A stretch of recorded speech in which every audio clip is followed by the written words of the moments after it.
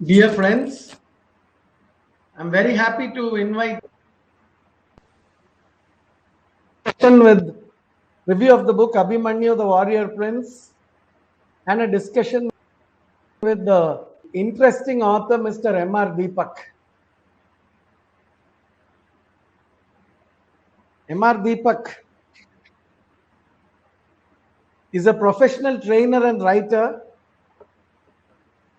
He has a lot of experience with education training, consultancy, corporate training, auditing, written academic books and technical articles. He's a professional writer. He's working on a collection of short stories featuring a great hero from the Mahabharata. He's also working on a fantasy adventure fiction set in the post-Mahabharata period. He lives at Bangalore, and there's this lovely anthology called Unsung Valor, where there are 8 authors. He's one of them, and he's written a chapter in that book. But more importantly, this book, Abhimanyu, the Warrior Prince, is a wonderful read. Welcome to Abhimanyu, the greatest warrior on earth, says Mr. Deepak in one of the chapters.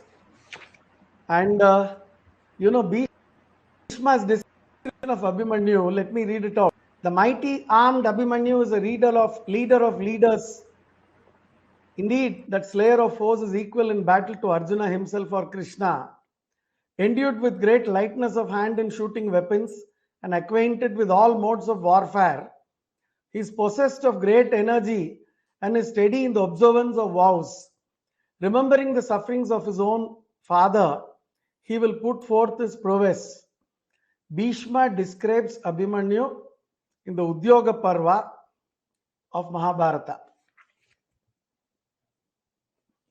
The author has done us a great favor by enclosing a sculpture of Abhimanyu on the Chakravyuha, found in the Hoysalashwara temple in Halebedu in Karnataka.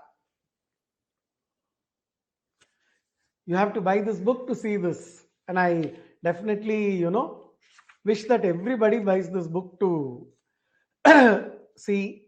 It is a treasure. There is a nice list of characters who are found here. I grew up reading the Mahabharata. I used to take great pride in giving out the names of the brothers of Duryodhana. And I can definitely say Vikarna, the Yuyutsu, Dusasana, Chitra, Upachitra, Mata, Durdara. These are some of the names of the brothers. But Deepak has put me to shame by giving the names of so many of those brothers. I still remember the old play by the famous cine actor Manohar, in which he would repeat the names of all the 100 brothers in one go on stage by heart. I think Deepak fits that bill here.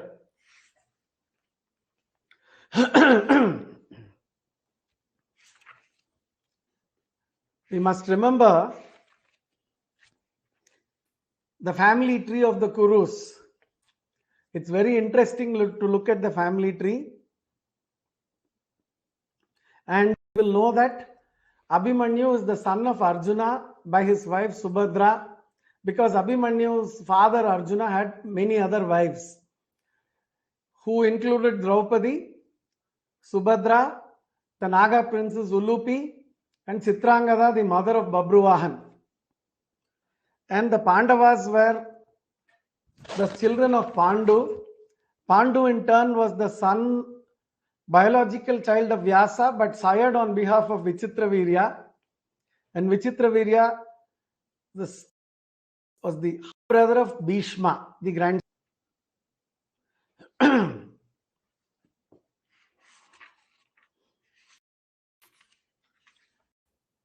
Abhimanyu was born at a time when his father was doing amazingly well in life. You see, the father, Arjuna, had married the sister of Krishna and Balarama. And Abhimanyu is a product of that marriage between Subhadra and Arjuna, who is also known as Dhananjay and Partha. Abhimanyu was brought up really well by his elders. Unfortunately, he could not live much with his father. That is the only shortage that I see for Abhimanyu in his life. Simply because the Pandavas were in exile while Abhimanyu was growing up. But he did not miss anything. From the age of 8, he was made to learn statecraft and archery under the tutelage of Pradyumna, the son of Krishna. Pradyumna happens to be the cousin of Abhimanyu and he was much senior to him. So Pradyumna taught Abhimanyu a lot of things. Deepak has explained that they got Abhimanyu interested in every aspect of statecraft and warfare.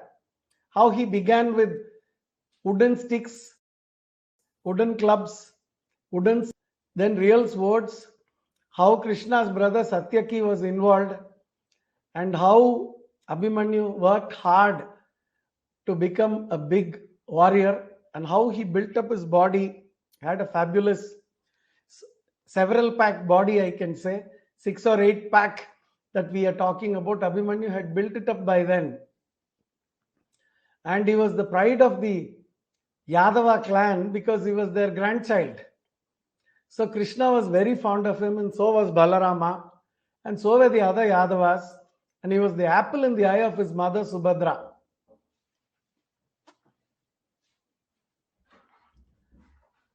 Abhimanyu was born at an interesting moment when his father was reigning supreme. Not that Arjuna did not reign supreme, and as all of us know, Indians fully believe that anything that is conveyed at the time of pregnancy to the mother, anything that is positive, it has a strong. So when Abhimanyu was in the womb, Arjuna would constantly talk about statecraft, talk about warfare, talk about battle formations, and so many other things. And the most important battle formation was known as the Chakravyuh, where there are 7 concentric circles with great warriors heading each circle, and the commander-in-chief at the most important point. And the innermost circle would contain the main soldiers, the main captains.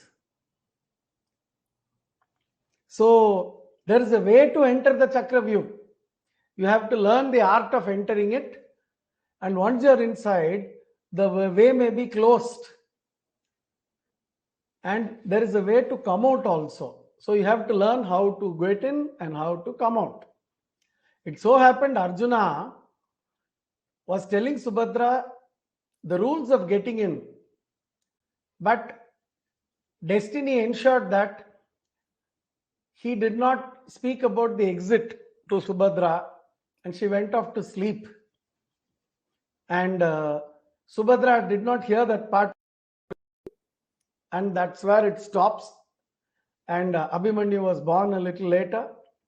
There was great celebration, and the Indraprastha festivities were fantastic. Then came the game of dice, then the exile. Abhimanyu was a favorite of Draupadi also. Draupadi was the stepmother of Abhimanyu, and Draupadi was very fond of Abhimanyu. He was loved by his grandmother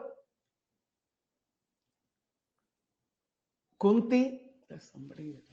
He was liked by his grandmother Kunti, liked by his uncles Balarama and Krishna, liked by his cousins and other uncles. He was a favorite, very handsome, good-looking man. Arjuna was supposed to be very handsome, and Abhimanyu was supposed to be even better looking than Arjuna. Very strong, had learned the art of warfare from his own cousin Pradyumna, who was none other than Kama. Abhimanyu was very keen to meet his father when he was about 16 years of age, towards the end of the period of exile. So he hastens himself to the Virata kingdom, Matsya, which is, I think, Alwar today. They say Alwar district in Rajasthan is the Matsya kingdom. Mr. Deepak has to say whether I'm right or wrong. So he goes there, and this part where he meets his father, he gets into a lot of things, and then he gets to meet Uttara Kumari, the daughter of Virata, the beautiful and charming girl. They instantly develop a liking towards each other. Then there's this marriage of Abhimanyu, Uttara Parinayam. Afterwards, Krishna goes in as a messenger to Hastinapura. People jokingly say that Hanuman went in as a messenger to make sure, to see if the war could be avoided. But Krishna went in as a messenger to ensure that the war took place. Anybody else may have convinced Duryodhana and his cohorts, but Krishna wanted to reduce the burden of mother. One of the reasons for the incarnation of Krishna is unwise, unruly rulers were burdening Mother Earth, and she was finding it difficult. Lord Narayana in heaven and begged and pleaded with him. I'm taking liberties. Mr. Deepak has not written about this. And requests to bring down the burden. Paritranaya sadhunam vinashayasa dushkrutam dharma samsthapanartaya sambhavami yuge yuge. In order to protect the right and the sadhus, once in a way Lord Narayana incarnates as a person on earth to reduce their burden and to reduce bhubaram. Nowadays the politicians, Paritranaya sadhunam vinash, all that comes. Sambhavami election samaye. They come at the time of the election only. Otherwise they don't come. These democratic gods. So, the purpose was to wipe out the bad rulers and the bad soldiers and to restore Dharma towards the end of Dwapara Yuga, so that the Kali Yuga would have a fresh and new account. So what happens is they fix a place to fight. The war has to be very dharmic. They will only start in the morning, and by sunset the war will stop. Prisoners of war and sick and injured will be exchanged. Dead bodies will be removed. They'll go back to war at dawn the next day. Pratah Sandhya perhaps. Dawn and dusk. It was a war between the dawn and dusk. And they did not fight in the night. The rules of engagement were very simple. One person could fight with only one. No attacking from the back. An elephant corpsman can fight with an elephant corpsman only. And the war had 18 divisions. 11 on the side of the Kauravas and 7 on the side of the Pandavas. Originally, the Kauravas had 9 divisions. The Pandavas had 7 divisions. Due to various reasons, Krishna's 2 divisions go off to the Kauravas. Therefore, Kritavarma and the other Yadavas are on the side of Duryodhana. So people will wonder as to who came to fight and whom did not come to fight. Krishna's brother-in-law Rukmi tried to be a little arrogant. That is also again not found in this book because it's concerned with Abhimanyu. And he was rejected by both the camps and he went back. Balarama did not want to be in this because Duryodhana and Bhima were his students. He goes off on a pilgrimage along with Pradyumna. Even people suggest that Abhimanyu also can go off on a pilgrimage, but he does not. And you had people like Shalya, uncle of Nakula and Sahadeva, because of deceit. He goes off to the opposite camp, the camp of Duryodhana. So, like how you have these elections where through deceit, through agreements, through this and through that, people are collated, formations are made, and the elections are fought. And some people decide that they will only lend outside support and not fight. All these things took place. And these battles were known as Akshohinis. I'm so happy that Deepak has explained what an Akshohini is. Akshohini is one division is known as Akshohini. And now what does an Akshohini consist of? They use the word Ratha, Gaja, Turaga, Padati. You must have heard this in all the movies. Ratha is the chariot, Gaja is the elephant, Turaga is the cavalry, Padati is the infantryman. So in each division, they had 21,870 chariots, 21,870 elephants. The chariots and the elephants were equal to each other. And then they had 3 times the number of elephants in the infantry. That is 21,870 into 3. 65,610 cavalrymen. Then the infantry consists of 1,950 infantrymen. That is 5 times the number of the chariots or the elephant corps. So this was one Akshohini or one division. The Pandavas had 7 Akshohinis. The Kauravas had almost 1.5 times or little over 1.5. And the commander-in-chief of the Kauravas was none other than Bhishma. The commander-in-chief of the Pandavas was the prince of Panchala, Drishtadyumna. He was a brave warrior who was destined to annihilate Dronacharya. And he was the commander-in-chief of the Pandavas.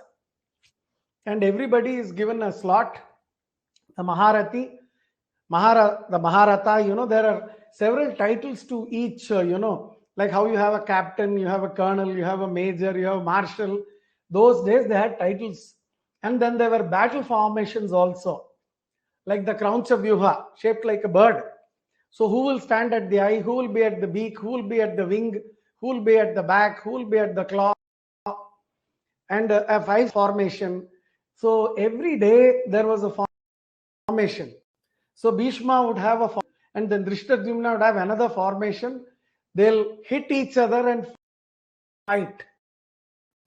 And the great Bhishma, an amazing warrior. The first day of war was a terrible carnage for the Pandavas.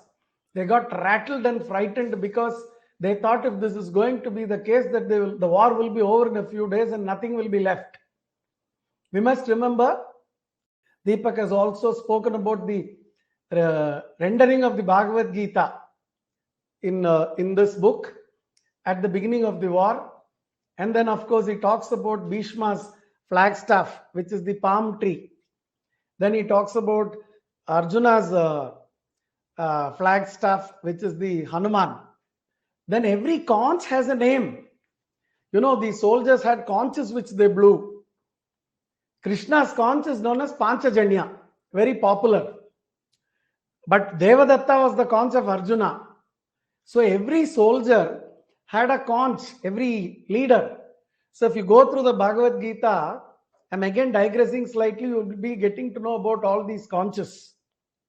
So the battle takes place, and this book is beautiful because no other author in this many years has spent so much of time and so much of energy for showing Mahabharata climax.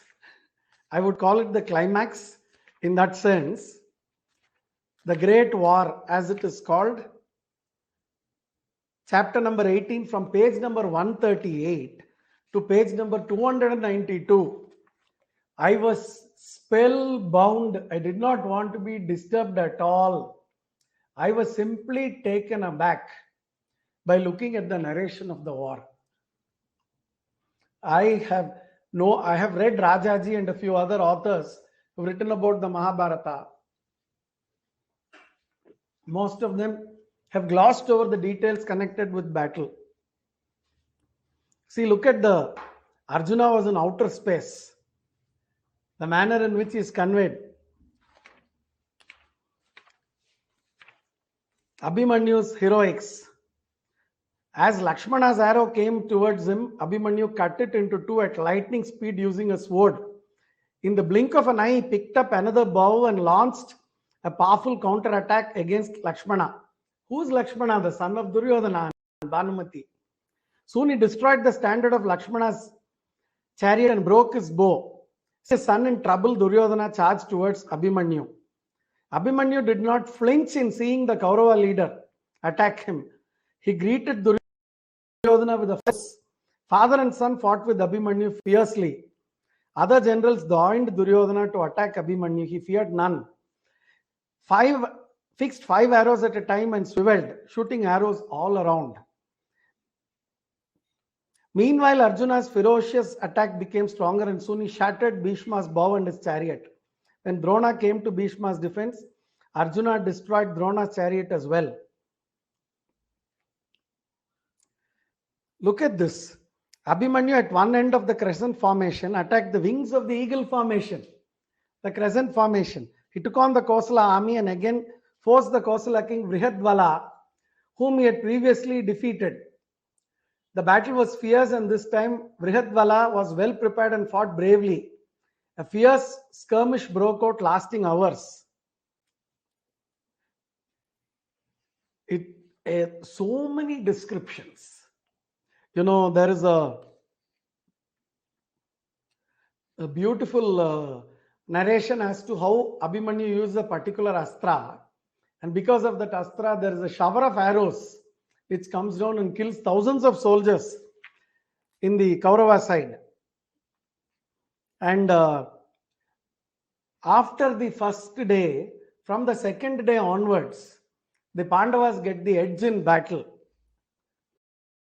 In a party, 10 brothers of Duryodhana were killed, and the Kauravas were shaken. Bhishma observed that the sun was almost about to set. He declared that it was foolish to launch an attack, and he sounded the conch, announcing the retreat of the Kauravas. Abhimanyu proves himself. On the 10 days of war, how much ever that Bhishma tried, in spite of being one of the greatest warriors on earth, because righteousness was not on his side, he had to retreat. And on the 10th day, Bhishma fell.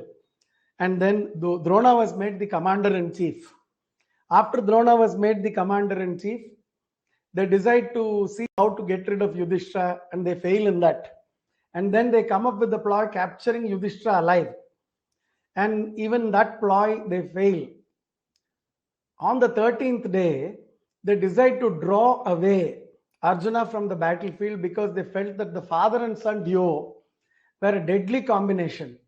So they use Susharma of Princess Bhanumati, the wife of Duryodhana, to draw Arjuna away from the. So Samashaptaka oath, they take an oath, they perform their funeral rites themselves, and these thousands of soldiers call Arjuna for battle separately, and Drona sets up the Padma Vyuh. And the Padma Vyuh is known as Chakra Vyuh. The outermost ring is commanded by Jayadratha, the second by Karna, the third by Ashwatthama, the fourth ring with chariots by Dusasana. Karna has cavalry and Ashwatthama elephants. The fifth ring Shalya with elephants. The sixth ring chariots with Kripa. Innermost ring with all types of divisions with Duryodhana at the heart and the Drona at the entrance of the formation. You can see the formation. Whatever I'm going to tell you, it is not going to compensate you. Dear readers, dear friends, you have to buy this book to read because it's absolutely enjoyable. You go through it, you look at the battle tactics, you'll be mesmerized and it will suck you in. Just as how Abhimanyu was sucked in, but you will come out because Krishna is with you, because you're reading the story of righteousness. Abhimanyu knows how to enter the Chakravyuh, but does not know how to come out. He tells his uncle Yudhishthira, "Uncle, I can go in but cannot come out." So Abhimanyu does a survey of the Chakra, attacks a weak location, enters.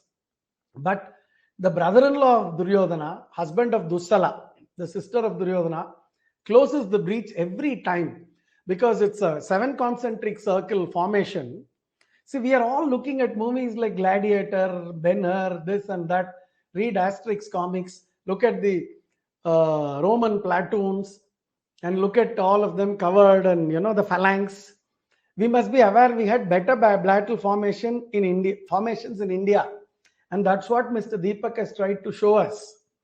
How the elephants were armed, how the soldiers rode on the elephants, how the arrows were placed in big numbers inside, and how the arrows were light but very powerful, and how they should not use certain celestial weapons like the Brahmastra, the Narayanastra, and the Pasupatastra.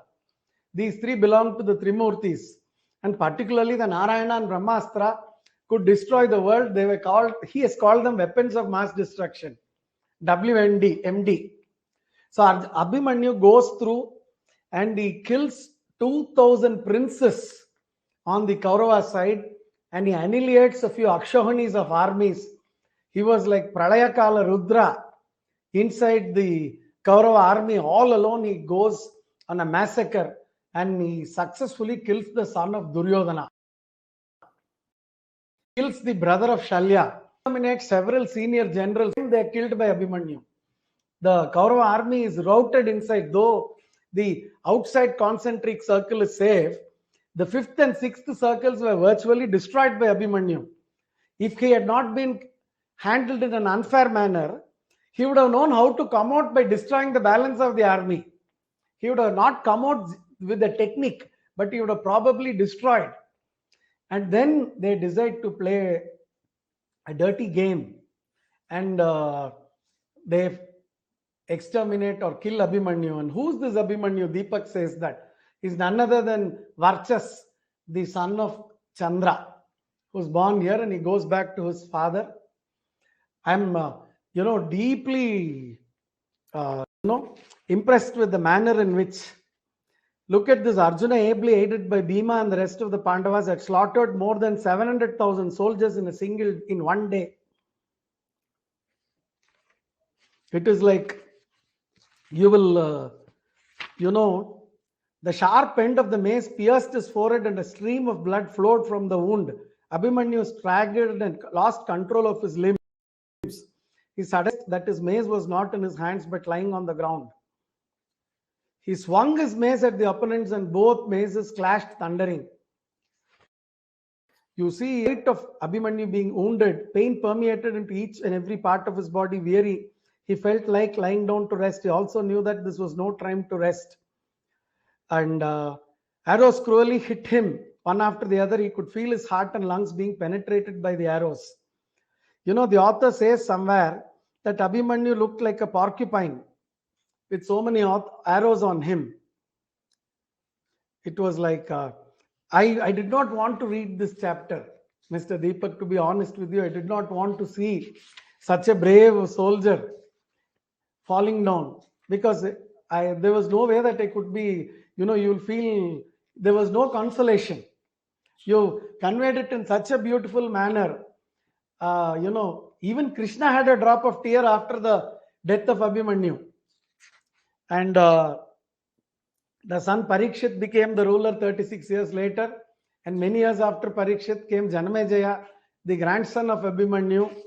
Sai Swarupa has written about Draupadi, in which, another Indic author, I'm again talking about her. So it is a beautiful narration. The romance and the love between Uttara and Abhimanyu. And look at this. Abhimanyu was shining on the battlefield with a luster that made him glow. He looked like the moon at the night in his brilliance. Many of the enemy soldiers were awestruck just seeing him rush towards them. Brave warriors would come to the battlefield ready to die for their crown prince ran away, losing their courage on witnessing Abhimanyu's charge. He looked like no 16-year-old but resembled the destroyer Rudra himself. Just as Rudra would be charged, seated on Nandi and decimate his enemies, Abhimanyu on his chariot burst through Drona's formation, massacring his enemy. It seemed as though he was on a mission to relieve Bhumi Devi of the burden of evil that had troubled her for so long. See, oblivious to his son's astonishing deeds, Arjuna, far off on the other side of the battlefield, continued to kill the Shamshapatakas who charged at him one after the other. Arjuna would have been proud to know how his son had proved to be the greatest warrior on earth.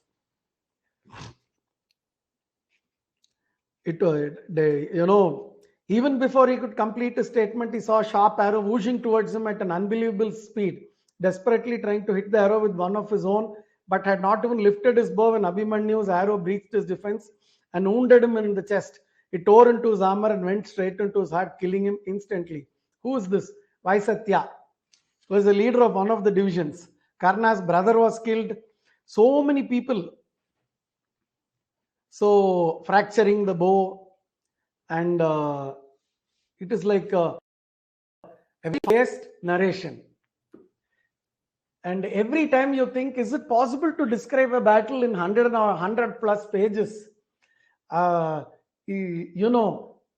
think kudos to the author because it's very difficult to describe and have him. It's a marvelous read. Everything he has given numerous names. He talks about Yuyutsu, the son of Dhritarashtra by his other wife, talks about Vikarna, the guy who objected to Draupadi getting disrobed. He objected to the methods of the killing of Abhimanyu, even when they formed a strategy. Unfortunately, even Drona agreed. Because they cheated in the killing of Abhimanyu, later Krishna and Arjuna and Yudhishthira did whatever they felt like over the next 5 days and killed each one of them. If you go by adharma, you will be destroyed through adharma only and not by dharma. Adharma will be used by dharmic forces only for destroying the adharmic people. You can't use the same way. Each strategy fits. Upholding dharma is what is important in our scriptures. In order to uphold dharma, you have to do certain things. If the goal is dharma, the methods can be chosen in a different. That is what the author Deepak has conveyed here. Now we give it over to Deepak for the next for his reply. I just want to know why he chose Abhimanyu first, and number two, why he chose to focus so much on the battle. Nobody else is focused. He told me that you need one book for each day of battle. I agree. I'm not denying, because I've read Mahabharata in many ways. And what was his inspiration? And how did all this happen? And how much time did he take? I know he's a voracious reader and a fabulous writer, a content writer, a columnist, an author. He's got many things rolled into one. But I want all of you to listen to him. Over to Mr. Deepak. Deepak, please tell us how you went over it, and tell us something more about it, whatever that you feel like, even things that I've not asked you. Thank you. Please go ahead. It's over to you. Thank you so much, Rajesh ji. It was a wonderful review of the book. So this kind of a review I have never come across before. So thank you so much, first of all, for the review. And most importantly, thank you for inviting me here. Now coming to the book, why I wrote about Abhimanyu and why I chose to write more about the war. So if you remember, we had a conversation. You asked how I could write 200 pages on the war. So my reply was, I could have even written 800 pages. So there is so much of content in the Mahabharata. And the fact was, I was not aware of this. So I must give credit to the author whom you mentioned, Mrs. Sai Swarupa Iyer. So I came across a series of tweets on Twitter, which was about the Kurukshetra war. So she has done a wonderful analysis. What she has done is she has listed out all the battles and she has done a graphical analysis. How many battles happened, who won, how many Arjuna won, how many, what was his win percentage, and things like that. So while going through this tweet thread, that is where I got my inspiration to know more about the war. Because when we talk of the war, what we remember is what we have seen on TV, on various shows and movies. So basically, we see arrows flying in the sky, welding effects, and things like that. So it was obvious the war could not have been so funny like that. It was a very intense and vicious battle that took place. So I wanted to know more about it. So after reading her tweets, I was inspired. So that's when I started reading the original Mahabharata, the translation by K.M. Ganguly. So when I was going through that, I came across a statement. It comes in the Drodha Parva. So where Sanjaya is describing the sons of all the Pandavas. So he says, Abhimanyu is 1.5 times superior to Arjuna and Krishna. So that statement was really a big surprise for me. Because Arjuna, we know, is the greatest warrior. Krishna, of course, you cannot call him a warrior. He is the Mahabharata. He is the cause of the Mahabharata. But yet, Vyasa writes that Abhimanyu was 1.5 times superior to both of them. And the same thing is said even by Bhishma. So that set me wondering that there must be something about Abhimanyu because of which this statement is there. So that's when I focused more on Abhimanyu. Especially, I went through day 13, and that's when I realized that whatever we have seen about Abhimanyu in the movies and TV shows, it is not done full justice because the general perception of Abhimanyu is sorry, he was a young boy, poor fellow. He went into the Chakravyuha, he got trapped and killed. So that is not the case actually. He had trapped the Kauravas in their own Chakravyuha, and he had no intention of leaving. The general convention is that he could not come out, so he died. He did not want to come out because coming out would be surrender. So that was something which was not there in his lexicon. He was ready to fight until the end. So as you pointed out, ultimately it was treachery. So there was a code of conduct which they were supposed to follow. So Drona himself agreed to break that code of conduct, and that is the only way they could kill Abhimanyu. So this was remarkable among all the days of the Mahabharata, because in all of the days of the Mahabharata, there are many people fighting many others, and as a result, so many people died. But this is one day wherein you have just one person from the Pandava ranks who has created chaos in the Kaurava ranks. Every single of the Kaurava greats were defeated by him. So the great he is defeated 4 times, and one time he even hits him on his ear, on his karna, and he injures him. So such is his fierce attack. No one is able to face him, and like I said, the only way they can get rid of him is by using treachery. So that is how I got interested in Abhimanyu and decided to write on that. So now, if we look at the Mahabharata, Abhimanyu, there is just a mention about his birth and about his marriage. So more details of Abhimanyu comes from the war onwards. So if I'm going to write a novel, it's obvious that I cannot start from a midpoint. So there has to be a foundation. So for that, I look to the folk tales for inspiration.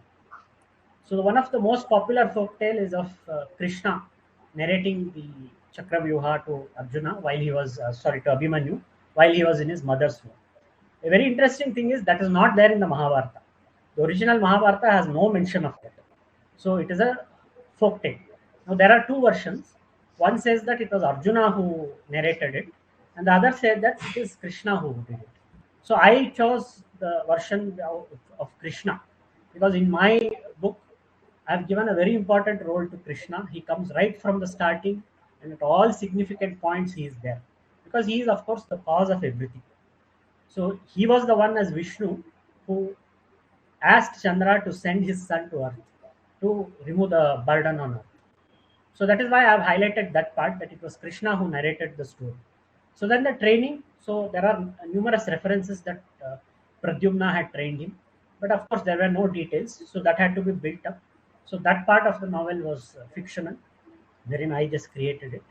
So then we come to the story of Abhimanyu and Uttara, the love story.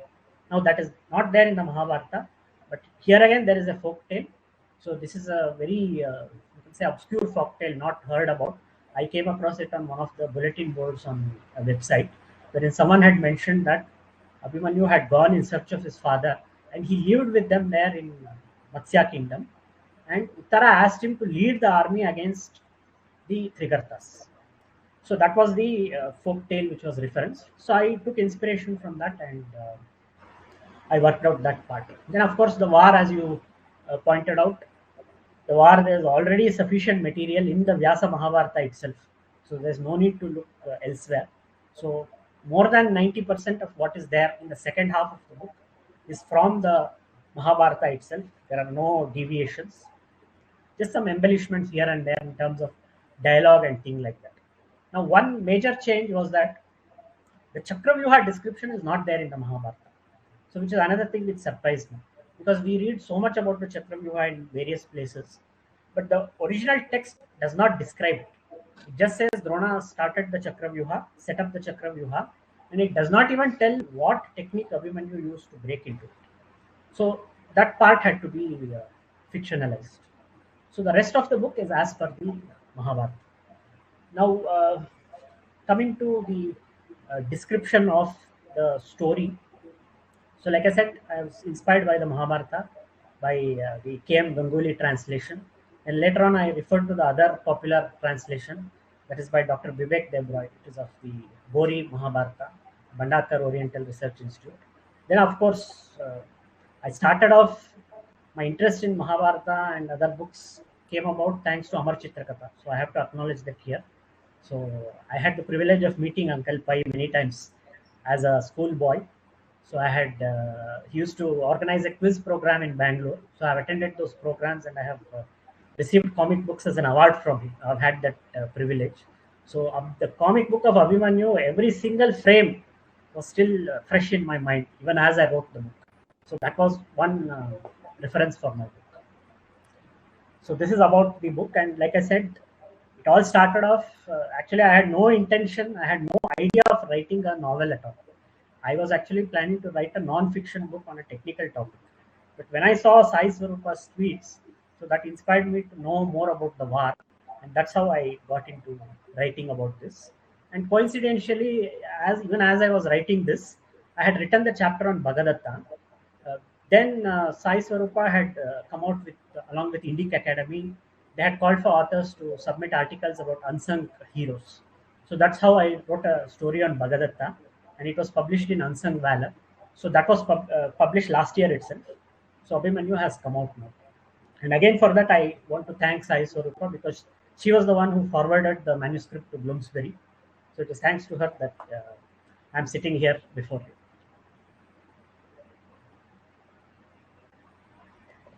Anything else, sir, you wanted to know? Oh, yes, definitely. So I'm sure you must be having many more projects Yes, sir. on hand. Yes. And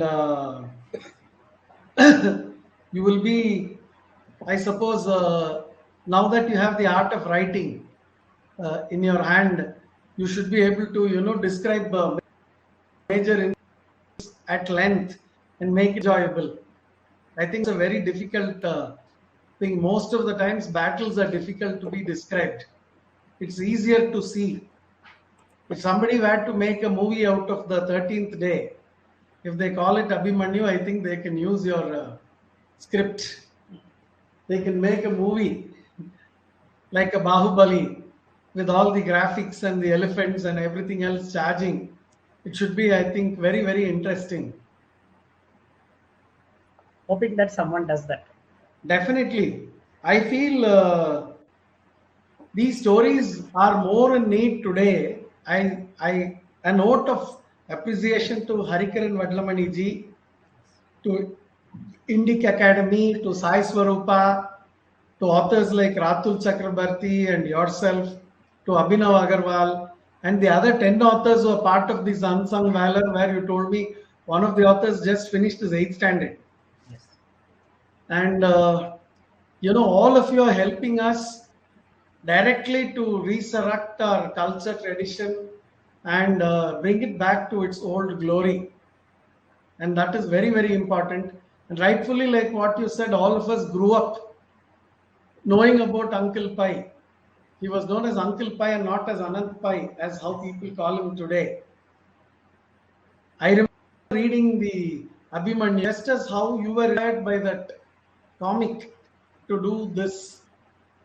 About a dozen years ago, they made me write a story on Renuka, the mother of Parasurama.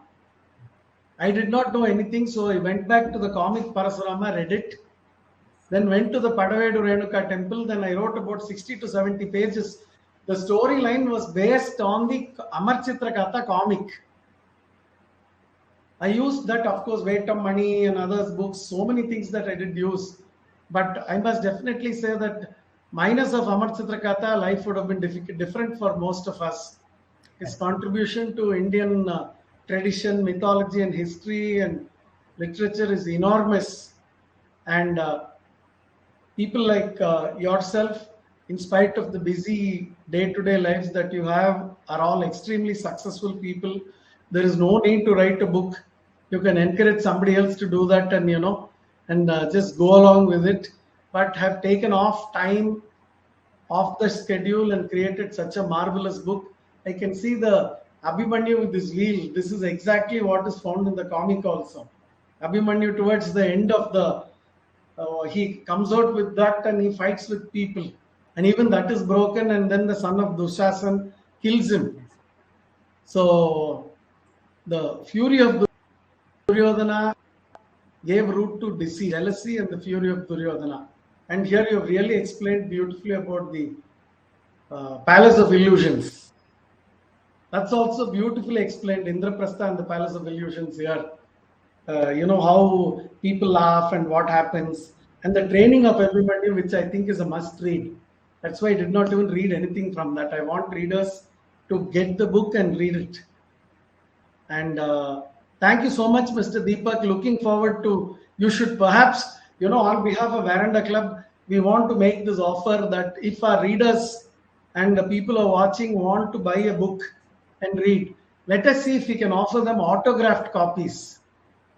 My honor, if we'll put this in, so all the Indic books are made available as autographed copies on request in order to preserve it as a legacy. Otherwise, these books just disappear. If it is autographed by the author, they'll preserve it for their lifetime. The person who's acquired the book will keep it very safely, because I have so many books autographed. Those books are always with me. The rest of them I have given away to libraries and to others. So we make this request to all the Indic authors today, and looking forward to meeting you once again while we review Unsung Valor. I must definitely, very quickly he gave me the details connected with all the 10 years. And I've got all now grooved into this Friday, not just the viewers but myself. Every week I want to read something, talk about it, meet the author.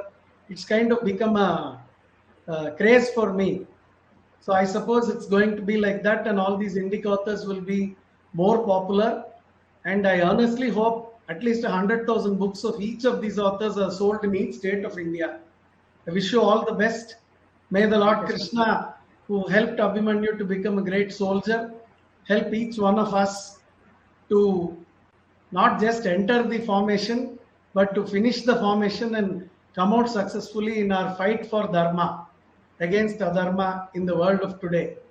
Thank you so much, Deepak. Thank you so much, sir. Good day to you. Good day to you. Good day. Vande Mataram. Vande Mataram.